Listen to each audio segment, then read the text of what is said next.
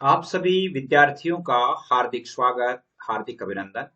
प्रिय विद्यार्थियों, आपके लिए सीईटी क्लासेस के मॉडल पेपर अभी आप पढ़ रहे हैं। मॉडल पेपर में अपने जीके के मॉडल पेपर लगातार चल रहे हैं। इसके साथ साथ अंग्रेजी ग्रामर के भी चल रहे हैं, हिंदी व्याकरण के भी चल रहे हैं। तो मैं समझता हूं कि ये आपके लिए बहुत ही अच्छा मैटर है। यदि आप ये तीनों जब कर लेंगे तो आपका सीईटी में श्योर सिलेक्शन है। और इसके साथ साथ आपके कंप्यूटर ही है तो कंप्यूटर की क्लासेस भी है, वो जल्दी ही आपके लिए अपलोड होगी।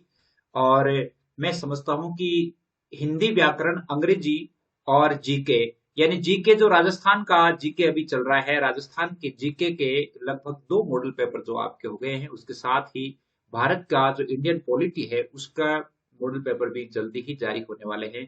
इंग्लिश ग्रामर में आप टेंस पढ़ चुके हैं और टेंस के अब केवल और केवल मॉडल पेपर बाकी है। यानी मॉडल पेपर यानी जैसे मान लो प्रश्नों का हम अभ्यास करेंगे। आज भी हम क्या पढ़ेंगे? आज भी हम जो है इसी प्रकार अंग्रेजी का एक बहुत ही बढ़िया चैप्टर है, उस चैप्टर को आज हम पढ़ेंगे। और वो कौन सा चैप्टर है? वो चैप्टर है आपके एक्टिव पैसिव। क्या है? एक्टिव पैसिव है। इंग्लिश ग्रामर हम पढ़ेंगे। बहुत ही ध्यानपूर्वक देखिएगा। इंग्लिश ग्रामर में आज हम जो है एक्टिव पैसिव पढ़ेंगे। एक्टिव पैसिव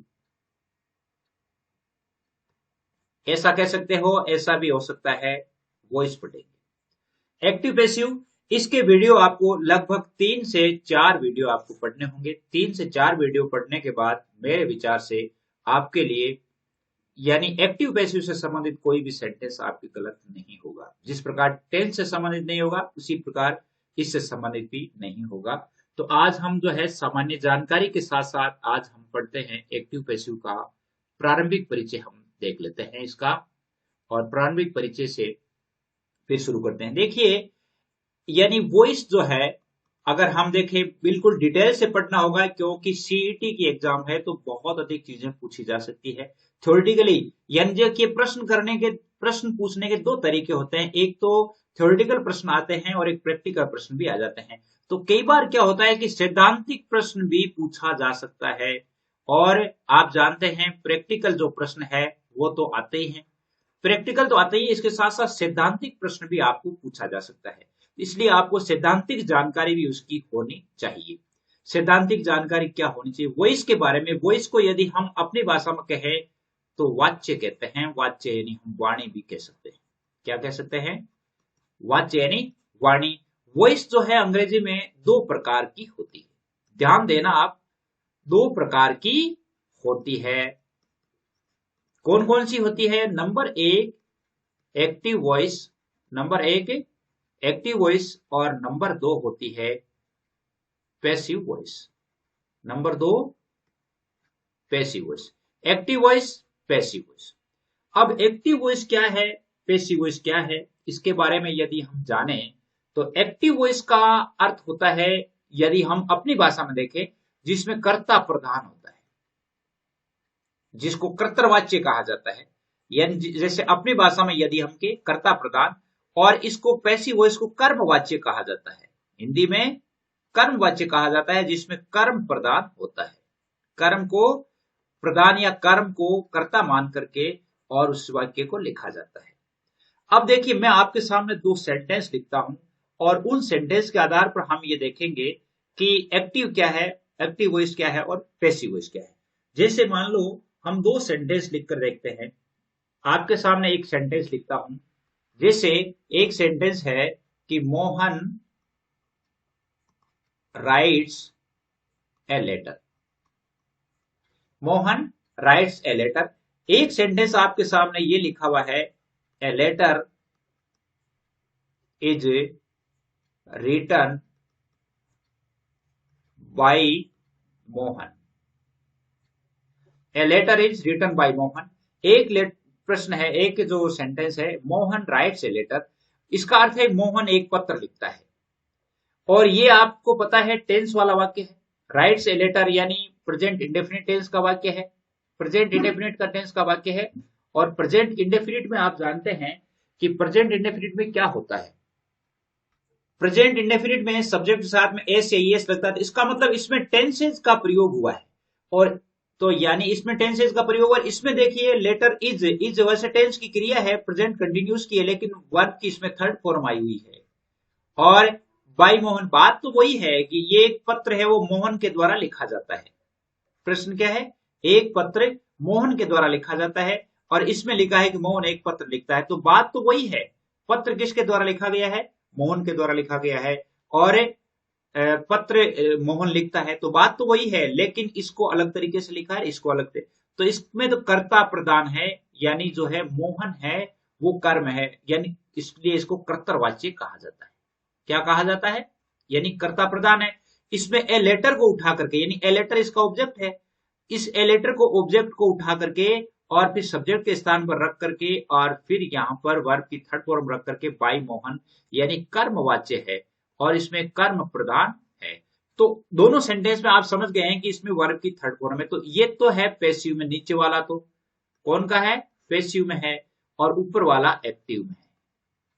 अब एक्टिव में तो आपके सेंटेंस आएगा, और ये भी हो सकता है कि आपको पैसिव में सेंटेंस मिले और उसे एक्टिव में करना हो। एग्जाम में कैसे आ सकता है, जैसे वाक्य पैसिव में ऐसे दिया हुआ है, a letter is written by Mohan, और आपको उसे एक्टिव में बदलना है, और इतना ही लिखा हुआ है चेंज इनटू नेक्स्ट वॉइस, यानी इसे जो है अगली वॉइस में चेंज करे। ऐसे भी आ सकता है, ऐसा भी नहीं हो कि पैसिव वॉइस में चेंज करे, या ऐसा भी आ सकता है कि चेंज इनटू एक्टिव वॉइस।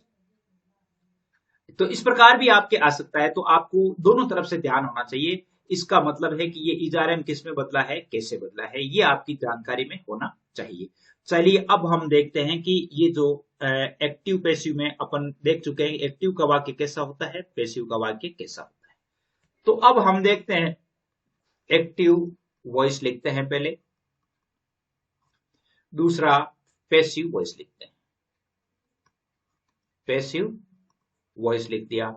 अब देखिए हमें क्या करना है, एक्टिव वॉइस से पैसिव वॉइस में परिवर्तन करने के नियम जानने हैं। एक्टिव वॉइस से पैसिव वॉइस में परिवर्तन करने के नियम जानने हैं। तो आप अपनी कॉपी में लिख लीजिए, एक्टिव वॉइस से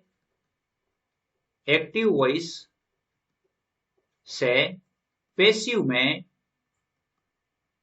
वॉइस में परिवर्तन के नियम।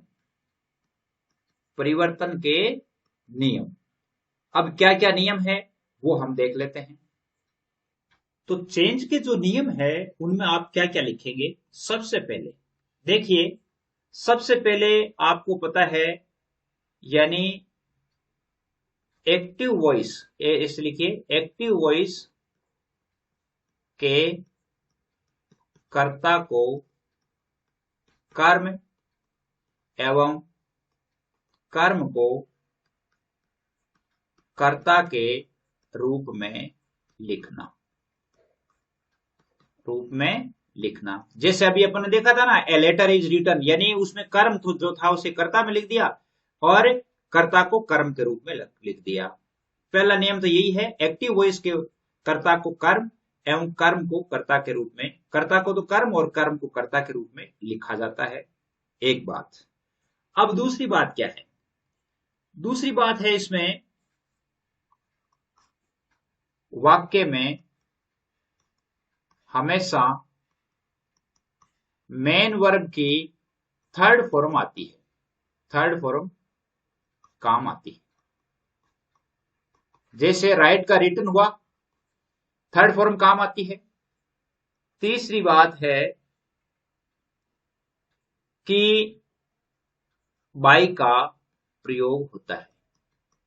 बाई का प्रयोग कहां होता है, यानी एक्टिव वॉइस का जो, एक्टिव वॉइस के कर्ता के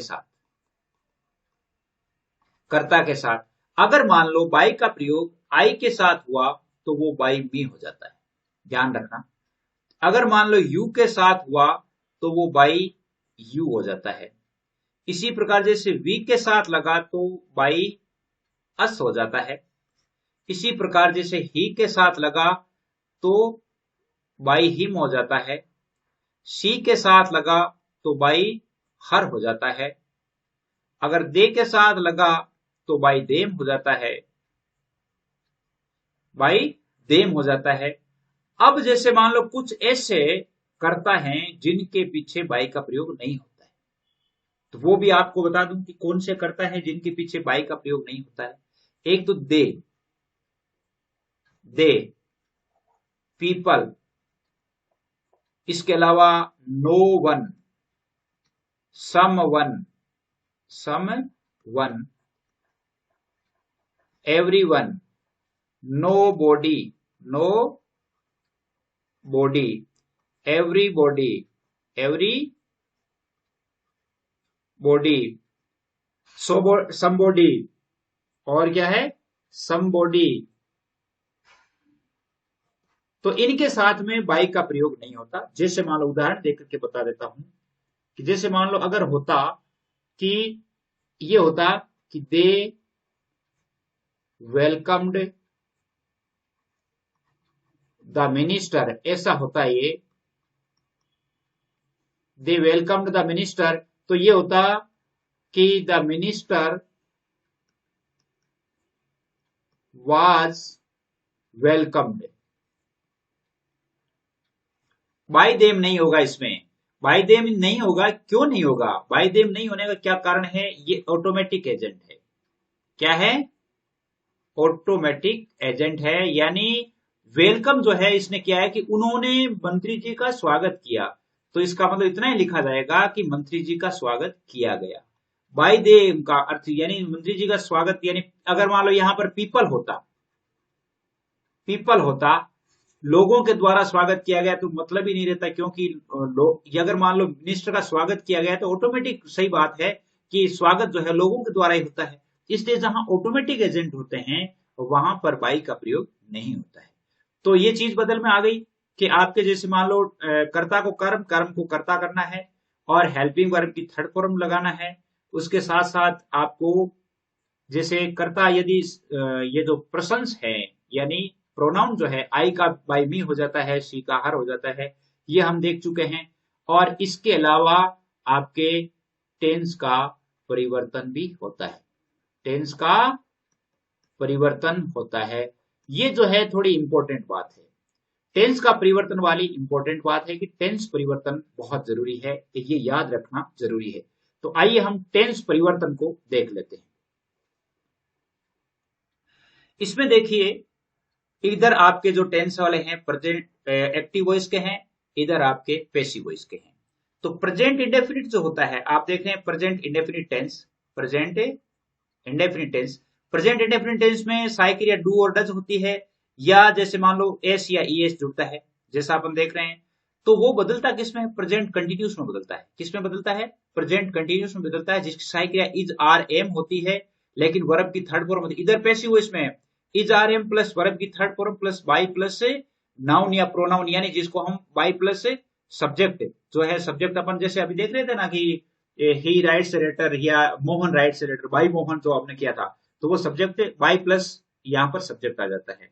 तो अब जैसे दूसरा है present continuous tense, present continuous में आपको टेंस में पता है इज आर एम साई क्रिया होती है, वर्ब की फर्स्ट फॉर्म के साथ में आईएनजी जुड़ता है। अब वो बदलते समय प्रेजेंट कंटिन्यूस में रहता है, लेकिन is are am plus being जुड़ता है और प्लस वर्ब की थर्ड फॉर्म लगती है। इसके अलावा जो तीसरा जो टेंस है वो प्रेजेंट परफेक्ट टेंस है, और प्रेजेंट परफेक्ट में आपको पता है हैज या हैव प्लस वर्ब की थर्ड फॉर्म होती है, ये टेंस में है। और ये बदलता है जब क्या होता है, प्रेजेंट परफेक्ट कंटिन्यूस में बदलता है, हैज बीन या हैव बीन प्लस वर्ब की थर्ड फॉर्म में बदल जाता है। तो ये तीन बदल गए। अब चौथा जो है प्रेजेंट परफेक्ट कंटिन्यूस टेंस बदलता नहीं है। अगर हम प्रेजेंट टेंस की बात करें, प्रेजेंट टेंस में प्रेजेंट परफेक्ट कंटिन्यूस बदलता नहीं है। दूसरा जो टेंस है उसी प्रकार आप ऐसे कर लीजिए, इसी को इसी तरह कर लीजिए, और फिर हम इसी तरह देख लेते हैं। इधर वाले एक्टिव वाले हैं, इधर वाले एक्टिव है, इधर पैसिव वॉइस वाले हैं, पैसिव वाले हैं। अब प्रेजेंट जैसे ये चौथा में बदलना है आपको पास्ट इंडेफिनिट, पास्ट इंडेफिनिट लिखते जाइए, past indefinite tense, past indefinite. और पास्ट इंडेफिनिट में आपको पता है साई क्रिया डिड होती है या वर्ब की सेकंड फॉर्म आती है, डिड या वर्ब की सेकंड फॉर्म होती है, और वो बदलता है पास्ट कंटिन्यूस में। किसमें बदलता है? पास्ट कंटिन्यूस टेंस में बदलता है, जिसकी सही क्रिया वाज या वर होती है, प्लस वर्ब की थर्ड फॉर्म आएगी, प्लस बाय आएगी, प्लस नाउन या प्रोनाउन आ जाएगा। पास्ट कंटिन्यूस के बाद, पास्ट इंडेफिनिट के बाद टेंस आता है पांचवा, past continuous. Past continuous, continuous tense, past continuous tense. Past continuous tense में आपको पता है वाज या वर आती है, प्लस वर्ब की फर्स्ट फॉर्म के साथ में आईएनजी जाता है। इधर टेंस वाले हैं, इधर देखिए वाज वर प्लस वर्ब की थर्ड फॉर्म है, लेकिन पैसिव में जब वाज वर का प्रयोग होता है तो वर्ब की थर्ड फॉर्म होती है, ये ध्यान रखना। अब बदलता जैसे present continuous is are am plus being जुड़ा, इसी प्रकार इनमें भी वाज वर प्लस बीइंग हो जाएगा, यानी पास्ट कंटिन्यूस ही रह जाएगा, ये पास्ट कंटिन्यूस ही रहेगा, पास्ट कंटिन्यूस ही रहेगा, जिसमें वाज या वर प्लस बीइंग प्लस वर्ब की थर्ड फॉर्म हो जाएगी, बीइंग प्लस वर्ब की थर्ड फॉर्म हो जाएगी। तीसरा जो वक्त होता है वो प्रेजेंट परफेक्ट होता है, प्रेजेंट परफेक्ट टेंस होता है, प्रेजेंट परफेक्ट, जिसमें सह क्रिया हेड प्लस वर्ब की थर्ड फॉर्म होती है, हेड प्लस वर्ब की थर्ड फॉर्म होती है, और बदलते समय ये पास्ट परफेक्ट कंटिन्यूस बदलता है, पास्ट परफेक्ट कंटिन्यूस में बदलता है, जिसमें सहायक क्रिया हैड बीन प्लस वर्ब की थर्ड फॉर्म होती है, प्लस बाय प्लस नाउन या प्रोनाउन का प्रयोग होता ही है। तो ये यानी हमने कितने बदल लिए, 4 5 6 तक बदल गए, अपने 6 तक बदल गए। अगला देखिए, इसके बाद जैसे सातवां जो टेंस है वो हम इसी प्रकार बना लेते हैं इसको वापस, और वही बना लेते हैं इस प्रकार, जिसमें इधर तो अपने एक्टिव है और इधर अपने पैसिव है। एक्टिव में जैसे सातवां जब हम टेंस लिखेंगे तो हम लिखेंगे future indefinite, future indefinite. Future indefinite में आपको पता है विल या सेल का प्रयोग होता है, विल या सेल का प्रयोग होता है, वर्ब की फर्स्ट फॉर्म होती है, और वो फ्यूचर कंटिन्यूस में बदल जाता है। किसमें बदलता है, फ्यूचर कंटिन्यूस में बदलता है, जिसमें सहायक क्रिया विल बी या सेल भी होती है, प्लस वर्ब की थर्ड फॉर्म होती है। इस इधर जैसे फ्यूचर परफेक्ट टेंस है, फ्यूचर कंटिन्यूस बदलता नहीं है, और फ्यूचर परफेक्ट में देख लो आठवां हो जाता है future perfect, future perfect tense. Future perfect में विल हैव या शैल हैव प्लस वर्ब की थर्ड फॉर्म होती है, और वह फ्यूचर परफेक्ट कंटिन्यूस में बदलता है, फ्यूचर परफेक्ट कंटिन्यूस में बदलता है, कंटिन्यूस में बदलता है, जिसमें विल हैव बीन या शैल हैव बीन होता है, विल हैव बीन या शैल हैव बीन होता है, shall have been plus verb की थर्ड फॉर्म होता है। यहां तक हम बदल गए हैं, मतलब टेंस जो है सो सारे बदल गए हैं 8। अब हम क्या बदलेंगे, और थोड़ी सी जो क्रियाएं हैं उन क्रियाओं को बदलना है। इसके अलावा जैसे मान लो इधर हम एक्टिव लिखते हैं और इधर हम पैसिव लिख देते हैं। अगर मान लो कैन है तो कैन बी में बदलता है, कैन बी प्लस वर्ब की थर्ड फॉर्म। इसी प्रकार जैसे मे है तो मे बी में बदलता है, प्लस वर्ब की थर्ड फॉर्म। इसी प्रकार जैसे कुड है तो कुड बी में बदलता है, और माइट है तो माइट बी में बदलता है। किस में बदलता है, माइट बी में बदलता है, वर्ब की थर्ड फॉर्म। इन सभी में वर्ब की थर्ड फॉर्म आएगी। और जैसे मान लो शुड है तो शुड बी में बदलता है। इन बाकी क्रियाओं के पीछे बी लगता है, वर्ब की थर्ड फॉर्म आती है। और वुड है तो वुड बी में बदलता है, वुड बी प्लस वर्ब की थर्ड फॉर्म। और मस्ट है तो मस्ट बी में, किस में बदलता है, मस्ट बी में। और आउट टू है तो आउट टू बी में बदलता है, किसमें बदलता है, आउट टू है तो आउट टू में बदलता है, आउट टू बी में, आउट टू बी में बदलता है। ये क्रियाएं जो है इस प्रकार आपके बदलेगी और इसी प्रकार आपके टेंस जो है बदलेंगे। अब सीधी सी बात है कि आज जो मैं आपको कुछ जो मैंने प्रारंभिक जानकारी दी, अब हम कल से क्या है कि प्रैक्टिस करेंगे। कल से अपन क्या करेंगे, प्रैक्टिस करेंगे एक बार सेंटेंसेस की, यानी दूसरे वीडियो में हम सेंटेंसेस की प्रैक्टिस करेंगे। और जब हमारा तीसरा वीडियो जब होगा तो देखिए आप तीसरा जब वीडियो होगा तो तीसरे वीडियो में हम क्या करेंगे, तीसरे वीडियो में हम जैसे मॉडल पेपर पढ़ेंगे, इससे संबंधित लगभग 20-25 सवाल हम जो है अलग अलग तरह से हल करके देखेंगे। और उम्मीद करता हूं कि जब आप इस तरह से तैयारी करेंगे मेरे साथ तो एक्टिव पैसिव डायरेक्ट नरेशन, आपके जो ये प्रीपोजिशन, हर तरह से जो है वो अच्छा हो जाएगा। आज के लिए बस इतना ही। जय हिंद, जय भारत।